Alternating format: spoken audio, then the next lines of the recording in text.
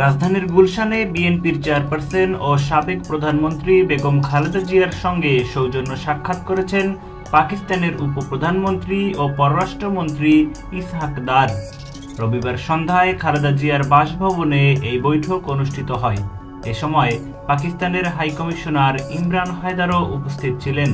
বিএনপির পক্ষ থেকে মহাসচিব মির্জা ফখরুল ইসলাম আলমগীর এবং জাতীয় স্থায়ী কমিটির সদস্য ডাক্তার AZM জাহিদ হোসেনও সেখানে যোগ দেন।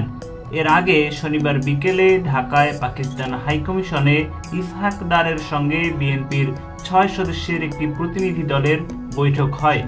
দলের মহাসচিব ফখরুল ইসলাম আলমগীরের নেতৃত্বে অনুষ্ঠিত সেই আলোচনায় অংশ নেন স্থায়ী কমিটির সদস্য ডক্টর আব্দুল মঈন খান, আমির খসরু মাহমুদ চৌধুরী, বেগম সেলিমা রহমান, ভাইস চেয়ারম্যান অবসরপ্রাপ্ত air vice marshal Altaf Hossain Chowdhury এবং সাংগঠনিক সম্পাদক শামা ওবায়েদ। মূলত এই সাক্ষাৎ ও বৈঠকে আঞ্চলিক রাজনীতি, দুই দেশের সম্পর্ক এবং চলমান পরিস্থিতি নিয়ে গুরুত্বপূর্ণ আলোচনা হয়েছে বলে ধারণা করা হচ্ছে। এ সফরকে গিয়ে রাজনৈতিক অন্দরমহলে নানা ধরনের আলোচনাও শুরু হয়েছে।